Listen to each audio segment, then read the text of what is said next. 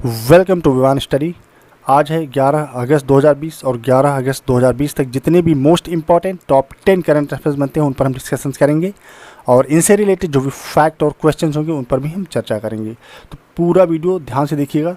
अगर आपको वीडियो अच्छा लगता है, कंटेंट हेल्पफुल लगता है तो चैनल को ज़रूर सब्सक्राइब कर लें, साथ ही साथ बेल नोटिफिकेशन प्रेस कर लें ताकि जैसे ही हमारे पास से नेक्स्ट करंट अफेयर्स की वीडियो अपलोड हो उसकी लेटेस्ट नोटिफिकेशन और अपडेट सबसे पहले आप तक पहुँचे। और अगर आपने हमारे चैनल को पहले से ही सब्सक्राइब कर रखा है तो चैनल को ज़्यादा से ज़्यादा अपने फ्रेंड्स, अपने दोस्तों को शेयर करें। और आज की करंट अफेयर की पीडीएफ फाइल आप हमारे डिस्क्रिप्शन बॉक्स से जाकर डाउनलोड कर सकते हैं, वहाँ पे लिंक प्रोवाइड की गई है। पीडीएफ फाइल आप हमारे टेलीग्राम ग्रुप से भी डाउनलोड कर सकते हैं। आप टेलीग्राम ग्रुप पे जाएंगे, वहाँ पर आपको टाइप करना होगा विवान स्टडी आप टाइप करेंगे तो आपको टेलीग्राम ग्रुप मिल जाएगा। आप लास्ट महीनों की या जून जुलाई अगस्त किसी महीने की आप जो है पीडीएफ फाइल आप वहाँ से डाउनलोड कर सकते हैं। तो चलिए बढ़ते हैं आज की करंट अफेयर पर। आज करंट अफेयर का सबसे पहला क्वेश्चन है, 10 अगस्त को विश्व भर में कौन सा दिवस मनाया जाता है। बहुत इंपॉर्टेंट क्वेश्चन है और हर साल ये सेलिब्रेट किया जाता है, मनाया जाता है। तो गाइस 10 अगस्त को पूरे विश्व में, पूरी दुनिया में एक दिन मनाया जाता है जिसका नाम है, ऑप्शन ए करेक्ट हो जाएगा, विश्व जैव ईंधन दिवस, जिसको कहते हैं वर्ल्ड बायोफ्यूल डे या वर्ल्ड डीजल डे बोला जाता है। ठीक है। सो गाइस ये जो इंटरनेशनल बायो डीजल या बायोफ्यूल डे है ये हर साल 10 अगस्त को मनाया जाता है पूरे विश्व में। और इस दिन का उद्देश्य पारस्परिक जो है जीवाश्म ईंधनों के विकल्प के रूप में गैर जीवाश्म ईंधनों के महत्व के बारे में जागरूकता बढ़ाना है। जो जीवाश्म होते हैं, क्योंकि जीवाश्म से ही जो है डीजल या पेट्रोल बनता है, जो भी ऑयल बनता है, तो इनके बारे में लोगों के प्रति जागरूकता बढ़ाने के लिए इसको मनाया जाता है। और इसका आयोजन जो है तेल एवं प्राकृतिक गैस मंत्रालय, जो भारत में जो है, इंडिया की अगर बात करें तो जो तेल एवं प्राकृतिक गैस मंत्रालय है इसके द्वारा किया जाता है, जो मेक इन इंडिया का एक हिस्सा है। तो गाइस ये दिन जो है इंटरनेशनल लेवल पे सेलिब्रेट किया जाता है, मनाया जाता है, वर्ल्ड बायोफ्यूल डे। और इस साल जो वर्ल्ड बायोफ्यूल डे मनाया गया है, इसकी थीम क्या थी गाइस? तो इसकी थीम थी बायोफ्यूल टुवर्ड्स आत्मनिर्भर भारत। ठीक है गाइस, बहुत इंपॉर्टेंट चीज़ ये है कि इसकी थीम, क्योंकि जो भी इवेंट्स होते हैं, जो हर साल मनाए जाने वाले जो इम्पोर्टेंट डेज होते हैं उनकी एक थीम होती है, तो थीम को आपको याद रखना होता है। और इस बार 10 अगस्त को जो मनाया गया है विश्व जैव ईंधन दिवस या वर्ल्ड बायोफ्यूल डे, इसकी थीम क्या है? बायोफ्यूल टुवर्ड्स आत्मनिर्भर भारत। तो इसको आप देख लेंगे। और गाइज ये इंपॉर्टेंट डे वाला क्वेश्चन है, क्योंकि 10 अगस्त को जो मनाया गया है तो ये इंपॉर्टेंट डे वाला क्वेश्चन है। तो इस जो है अगस्त महीने में कौन कौन से इंपॉर्टेंट डे मनाए गए उनके बारे में एक बार सीक्वेंस में रिवीजन कर लेते हैं कि इस अगस्त महीने में कौन कौन से इंपॉर्टेंट डे सेलिब्रेट किए गए हैं। तो यहाँ पर मैंने एक लिस्ट डिस्प्ले कराई है, आप खुद स्क्रीन पर देख सकते हैं और चाहे तो आप नोट्स भी बना सकते हैं। ठीक है।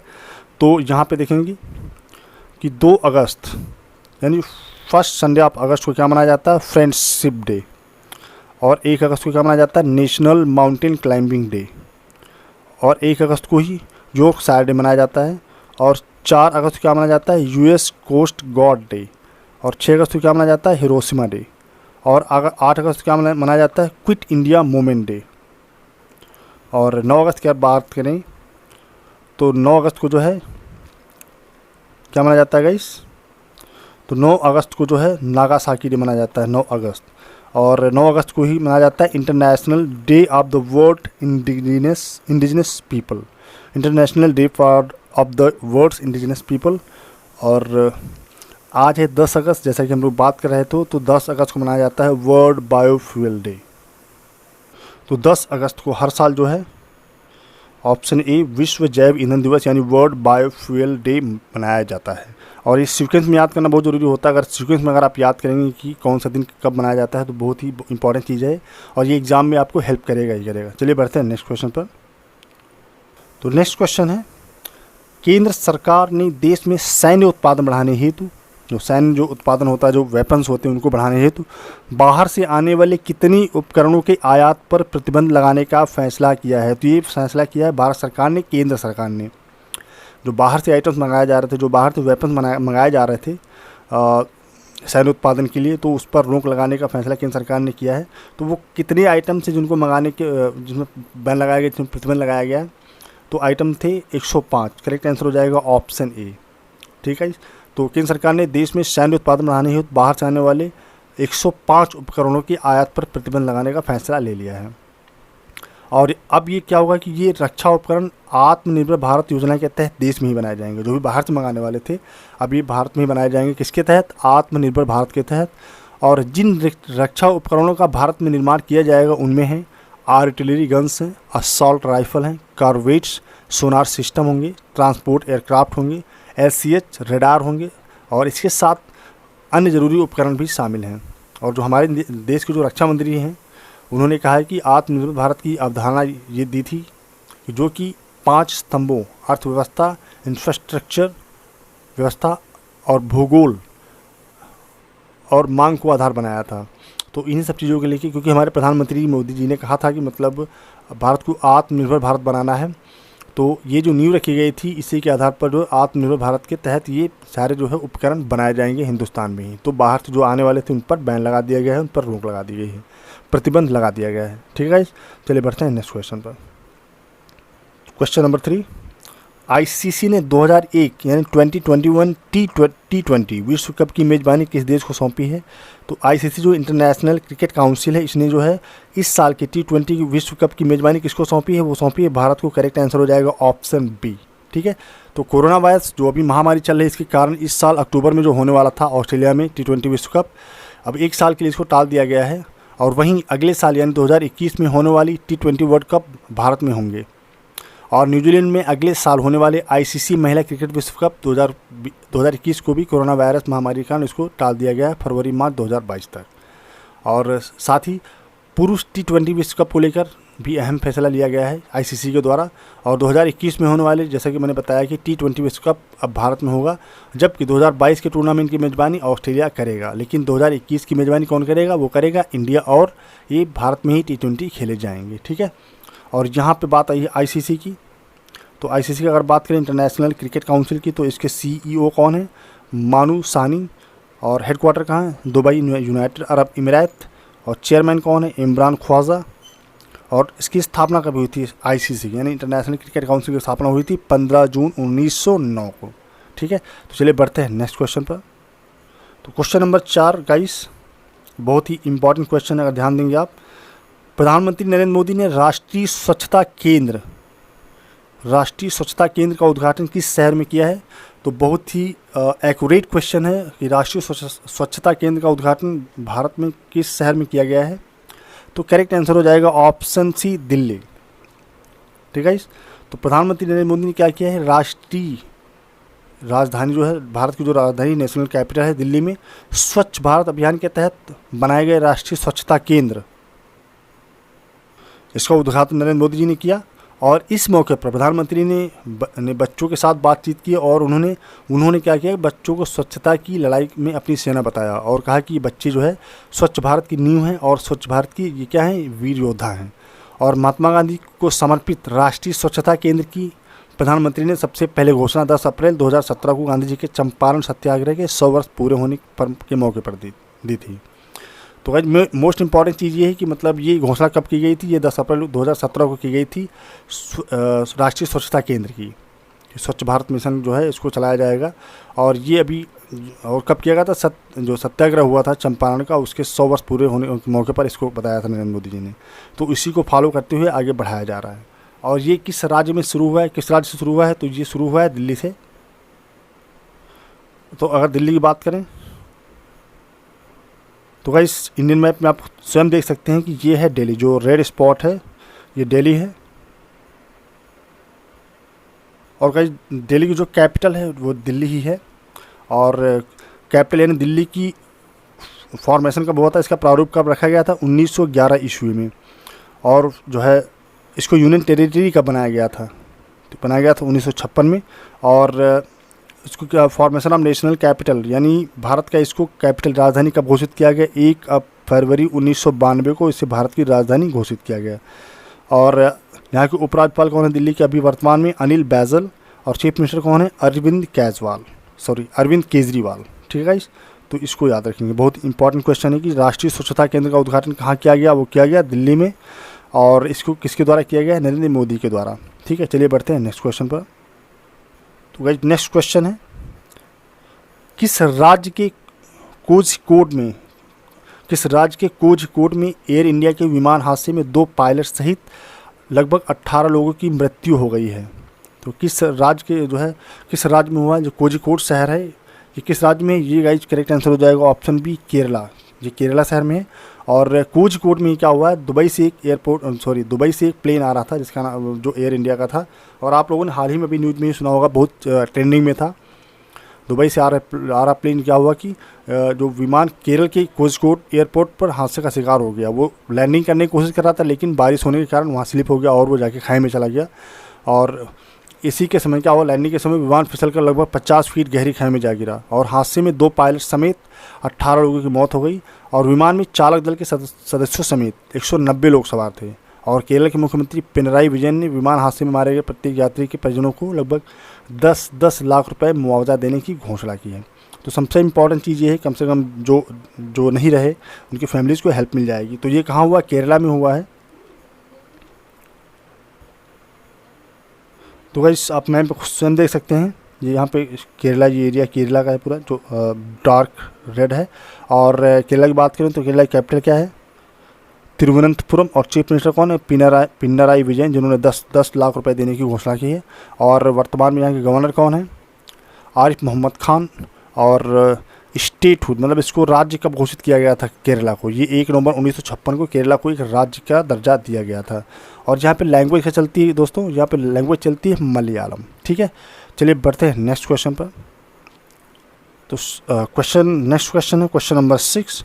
संघ लोक सेवा आयोग का नया अध्यक्ष किसे चुना गया है? बहुत ही इंपॉर्टेंट क्वेश्चन ये भी एग्ज़ाम के लिहाज से, क्योंकि जो अपकमिंग एग्ज़ाम्स है, जो एग्ज़ाम्स आने वाले हैं उनको देखते हुए। तो संघ लोक सेवा के आयोग का नया अध्यक्ष किसे बनाया गया है? तो इसका करेक्ट आंसर हो जाएगा option A, professor Pradeep Kumar Joshi. तो प्रदीप कुमार जोशी को जो है अभी हाल ही में संघ लोक सेवा आयोग यानी UPSC, union public service commission का नया अध्यक्ष बनाया गया है। तो गाइस ये हैं प्रदीप कुमार जोशी, जो यूपीएससी के नए चेयरमैन बनाए गए हैं, या अध्यक्ष कह सकते हैं, बनाया गया है इनको। तो अभी क्या हुआ कि संघ लोक सेवा आयोग ने क्या किया है, प्रदीप कुमार जोशी को जो है उसका कार्यकाल 4 अप्रैल 2022 तक रहेगा, इनको बढ़ा दिया है। और जोशी 12 मई 2015 को संघ लोक सेवा आयोग के सदस्य बने थे, यानी यूपीएससी के जो है ये मेंबर थे। और उन्हें यूपीएससी के वर्तमान अध्यक्ष अरविंद सक्सेना के पद को अभी शपथ दिलाई गई, गोपनीयता की शपथ दिलाई। और संघ लोक सेवा आयोग देश के नौकरशाहों और राजनयिकों का चयन करने के लिए सिविल सेवा परीक्षा आयोजित करता है। सभी लोग जानते हैं यूपीएससी का काम क्या है। ये जो हायर रैंक के ऑफिसर्स होते हैं जो गवर्नमेंट जॉब में जो है, तो वो उनका सिलेक्शन करता है। और जोशी जो है छत्तीसगढ़ और मध्य प्रदेश लोक सेवा आयोग दोनों के अध्यक्ष भी रह चुके हैं। तो अभी हाल ही में क्या किया गया है, पहले ये क्षेत्रीय थे, ठीक है, मध्य प्रदेश और छत्तीसगढ़, लेकिन अभी इनको यूपीएससी का मतलब मेन चेयरमैन बना दिया गया, चेयरपर्सन बना दिया गया। ठीक है गाइस, तो बहुत इंपॉर्टेंट क्वेश्चन याद रखेंगे। और यहाँ बात हम कर रहे हैं यूपीएससी की, तो आप खुद स्क्रीन पर एक बार देख सकते हैं और नोट बना सकते हैं कि चेयरपर्सन कौन है, अरविंद सक्सेना है, और इन्हीं के बाद इनको बैठाया जाएगा। और हेडक्वार्टर कहाँ है? न्यू दिल्ली। स्थापना कभी हुई थी? Parliament of the United kingdom, इसके संस्थापक मतलब जो parliament of the United kingdom, जो पहले ज़माने में जो ब्रिटिश राज था यहाँ पे, तो ब्रिटिश ज़माने में इसकी स्थापना हो चुकी थी। और इसकी स्थापना किस सन में हुई थी? 1 अक्टूबर 1926, सन 1 अक्टूबर 1926। तो संघ लोक, अभी ये याद करने वाली चीज़ है कि संघ लोक सेवा आयोग का नया अध्यक्ष कौन बना है? वो बने हैं प्रोफेसर प्रदीप कुमार जोशी। चलिए बढ़ते हैं नेक्स्ट क्वेश्चन पर। नेक्स्ट क्वेश्चन है, किस राज्य सरकार ने अगले सत्र से खुद का शिक्षा बोर्ड बनाने की घोषणा की है? तो कौन सा ऐसा हिंदुस्तान में कौन सा ऐसा राज्य है जिसने खुद डिक्लेयर किया है कि अपना खुद का हम शिक्षा बोर्ड बनाएंगे, एजुकेशन बोर्ड बनाया जाएगा? तो ये करेक्ट आंसर हो जाएगा ऑप्शन सी, दिल्ली। दिल्ली सरकार ने अभी हाल ही में जो है घोषणा की कि अगले सत्र में खुद का शिक्षा बोर्ड बनाएंगे, जिसमें सारे प्रोसेस खुद के बोर्ड्स के माध्यम से ही किया जाएगा। तो दिल्ली सरकार ने घोषणा की है। और अभी यहाँ के जो मुख्यमंत्री हैं उप मुख्यमंत्री जो मनीष सिसोदिया हैं यहाँ के वर्तमान में दिल्ली के, और इन्होंने कहा कि अगले सत्र से दिल्ली का अपना शिक्षा बोर्ड काम करने लगेगा। और दिल्ली सरकार ने पिछले महीने राज्य शिक्षा बोर्ड के गठन और पाठ्यक्रम सुधारों के लिए योजना एवं रूपरेखा तैयार करने के लिए 2 समितियों का गठन किया था। और दिल्ली का जो शिक्षा बोर्ड पूरे साल सतत मूल्यांकन वाली व्यवस्था पर काम करेगा और यह सभी कक्षा की बच्चों के लिए व्यवस्था होगी। वो बच्चा स्टूडेंट किसी भी क्लास का हो, सबके लिए व्यवस्था की जाएगी। तो ये था, मतलब इसका करेक्ट आंसर हो जाएगा ऑप्शन सी, दिल्ली। कि दिल्ली सरकार ने क्या किया है, अपना खुद का जो है शिक्षा बोर्ड बनाने की घोषणा की है। तो चलिए बढ़ते हैं नेक्स्ट क्वेश्चन पर। तो नेक्स्ट क्वेश्चन है गाइस, भारत के किस आईआईटी संस्थान ने हाल ही में शीर्ष वैश्विक विश्वविद्यालयों के साथ मिलकर, जो टॉप पर जो यूनिवर्सिटीज़ हैं वर्ल्ड में, उनके साथ मिलकर अंतर्राष्ट्रीय यानी इंटरनेशनल ई संगोष्ठी आयोजन करने की घोषणा की है? तो इंटरनेशनल लेवल पे ई संगोष्ठी आयोजन करने की घोषणा किसने की है? तो करेक्ट आंसर हो जाएगा ऑप्शन सी, आईआईटी खड़गपुर। तो आईआईटी खड़गपुर ने क्या किया है, जो वर्ल्ड में जो टॉप लेवल की यूनिवर्सिटीज़ हैं, जिसे हिंदी में कहते हैं शीर्ष वैश्विक विश्वविद्यालय, इनके साथ मिलकर अंतर्राष्ट्रीय इंटरनेशनल ई संगोष्ठी करने की घोषणा कर दी है। और इसमें होगा क्या कि जो महात्मा गांधी की 150वीं जयंती समारोह जो आने वाला है, इस पर गांधीवादी विचार और दर्शन, इसमें शीर्ष वैश्विक विश्वविद्यालयों के साथ मिलकर अंतर्राष्ट्रीय ई संगोष्ठी आयोजित करने की घोषणा की है। कि मतलब इन विचारों पर हम बात करेंगे, इन विचारों के हिसाब से हम आगे बढ़ेंगे। तो ये जो है विचार रखा गया है कि मतलब गांधीवादी विचारों को लेकर, गांधीवादी विचारों के दर्शन पर चलकर जो है हम इस संगठन को पूरी तरह से चलाएंगे और इंटरनेशनल लेवल पर हम इस पर बातचीत करेंगे, जिस पर वेबिनार करेंगे। ठीक है, तो वेबिनार इम्पोर्टेंट कहेंगे, हम वेबिनार करेंगे। तो ये ध्यान रखेंगे कि ये किया है आईआईटी खड़गपुर ने। तो याद रखेंगे कि सबसे इम्पोर्टेंट क्या है, आईआईटी खड़गपुर। सब चलिए बढ़ते हैं नेक्स्ट क्वेश्चन पर। और यहाँ नेक्स्ट क्वेश्चन पढ़ने से पहले थोड़ा आईआईटी खड़गपुर के बारे में देख लेते हैं। ये आईआईटी खड़गपुर का लोगो है और इसकी स्थापना कभी हुई थी 1951 को। और इसके चेयरपर्सन कौन है आईआईटी खड़गपुर? संजीव गोयनका। और डायरेक्टर कौन है? वीरेंद्र कुमार तिवारी। और लोकेशन क्या है, ये जो आईआईटी खड़गपुर कहाँ पे है इंडिया में? ये है वेस्ट बंगाल खड़गपुर। आप यहाँ पे देख सकते हैं वेस्ट बंगाल खड़गपुर। चलिए बढ़ते हैं नेक्स्ट क्वेश्चन पर। तो नेक्स्ट क्वेश्चन है, किस देश के तट पर फंसे जापान के जहाज़ से कई टन ईंधन के रिसाव शुरू होने पर हाल ही में पर्यावरणीय आपातकाल की स्थिति घोषित कर दी गई है? तो ये गाइस इंपॉर्टेंट क्वेश्चन ये भी है। तो ये करेक्ट आंसर हो जाएगा ऑप्शन सी, मॉरिशस। तो मॉरिशस देश के तट पर अभी जापान का क्या एक जहाज़ वहाँ पे है, वहाँ से गुजर रहा था। तो क्या हुआ कि उसमें कई टन ईंधन के रिसाव शुरू होने पर हाल ही में क्या वहाँ के देश ने, मॉरिशस ने क्या किया, पर्यावरणीय आपातकाल की स्थिति घोषित कर दी गई है। और जापान का जो यह पोत करीब 4000 टन ईंधन ले जा रहा था। जैसा मैंने बताया आपको कि ट्रैवल कर रहा था, तो 4000 टन ईंधन ले जा रहा था। और इसके निचले हिस्से में दरारें आ गई, स्क्रैचेज आ गए, दरारें आ गई, जिससे क्या हुआ, कई टन ईंधन के रिसाव हुआ है। मतलब ऑयल जो है पानी मिक्स हो गया है रिसाव होने के कारण। तो वहाँ पे क्या किया गया है, मॉरिशस में पर्यावरणीय आपातकाल की स्थिति की घोषणा कर दी गई, ताकि किसी भी ऐसी घटना से लोगों को बचाया जा सके जो अप्रिय घटना हो या असामयिक घटना हो जाए। तो इसके लिए जो है वहाँ पे इस चीज़ की संतुष्टि की गई है, घोषणा की गई है। और चूँकि हम बात कर रहे हैं यहाँ पे मॉरिशस की, तो मॉरिशस की जो कैपिटल क्या है, पोर्ट लुइस। और प्राइम मिनिस्टर कौन है आगे, प्रविंद जगन्नाथ। और प्रेसिडेंट कौन है वर्तमान में, पृथ्वीराज सिंह रूपुम। और करेंसी क्या चलती है यहाँ पे, मॉरिशस रुपीस। और वर्ल्ड लेवल में बात करें तो वर्ल्ड लेवल में जो है मॉरिशस यहाँ पे एग्जिस्ट करता है, छोटा सा टापू है। ठीक है, और जो है जापानीज जहाज़ यहीं से गुजर रहा था पास से, और उसमें 4000 टन तेल था। और क्या हुआ कि उसमें नीचे दरारें होने के कारण पूरा तेल जो है पानी में फैल गया है, जिसकी वजह से जो है जापान ने क्या किया है, सॉरी मॉरिशस ने क्या किया है, पर्यावरणीय आपातकाल की स्थिति घोषित कर दी है, ताकि किसी भी मतलब अप्रिय घटना से लोगों को बचाया जा सके। चलिए बढ़ते हैं नेक्स्ट क्वेश्चन पर।